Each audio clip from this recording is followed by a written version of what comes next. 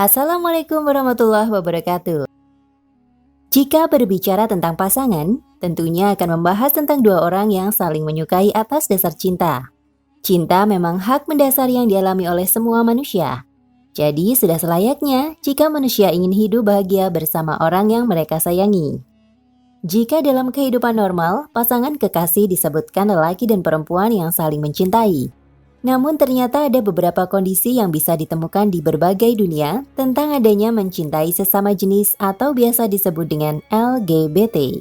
LGBT adalah singkatan dari lesbian, gay, biseksual, dan transgender. Tak ada satu perkara pun yang disebutkan Rasulullah SAW akan terjadi di masa depan, melainkan pasti terjadi.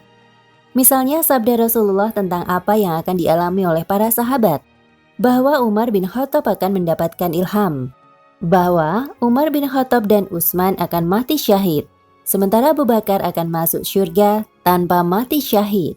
Dalam beragam hadis lain yang kemudian terbukti, bahkan ketika Rasulullah masih hidup. Sejumlah hadis Rasulullah tentang umat Islam dan dunia setelah beliau wafat juga telah terbukti. Misalnya, munculnya nabi palsu, meluasnya wilayah Islam, ditaklukannya Baitul Maqdis, ditaklukannya Konstantinopel, dan berbagai peristiwa lainnya yang telah terjadi. Selain menggunakan kalimat berita bahwa nanti akan terjadi begini, akan datang sebuah masa, dan kalimat senada lainnya. Rasulullah juga kadang mengabarkan apa yang akan terjadi di masa depan dengan kalimat yang menunjukkan kekhawatiran. Dan tidak ada satupun yang dikhawatirkan Rasulullah akan terjadi pada umatnya, melainkan perkara itu kemudian benar-benar terjadi satu persatu. Salah satunya adalah fenomena merebaknya pengidap LGBT. Rasulullah SAW telah bersabda pada 14 abad yang lalu dan kini benar-benar terjadi.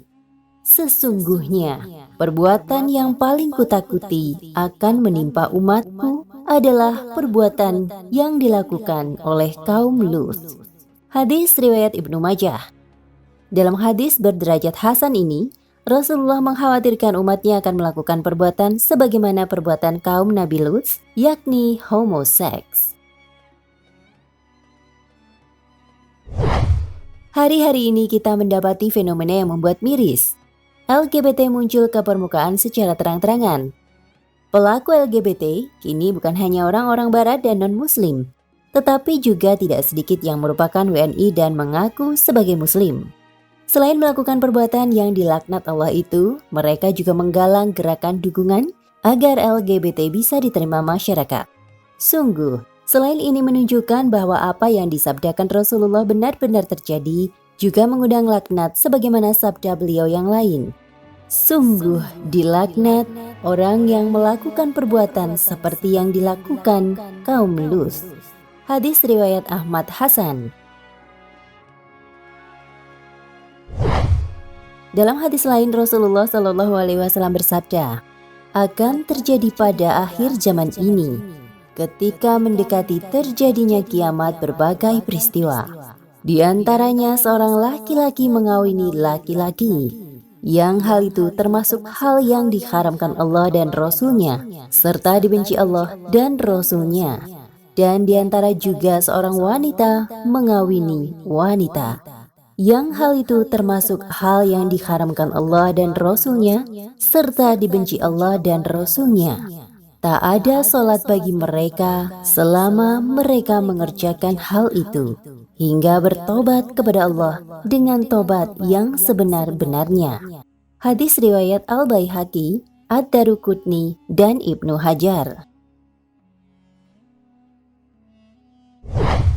Hadis tersebut menjelaskan bahwa nubuat Rasulullah telah terbukti. Di zaman kita kini telah ada perkawinan sejenis. Laki-laki mengawini laki-laki dan perempuan mengawini perempuan. Perkawinan ini merupakan hal yang dilaknat sekaligus menjadi tanda akhir zaman dan tanda dekatnya kiamat. Adapun maksud tidak ada sholat bagi mereka, maksudnya adalah sholatnya tidak diterima. Kalimat tersebut sekaligus mengabarkan bahwa ada di antara pelaku perkawinan sejenis yang secara identitas masih beragama Islam, Namun Islam mereka baru kembali benar jika mereka bertobat dengan taubat nasuha, taubat yang sebenar-benarnya. Semoga Allah melindungi kita dan keluarga kita, serta menguatkan kita untuk berdakwah menyembuhkan para pengidap LGBT agar mereka sadar dan kembali bertaubat. Wallahu a'lam bishawab. Nah pemirsa Ensiklopedia Al-Fatih, sampai di sini perjumpaan kita kali ini. Semoga menginspirasi.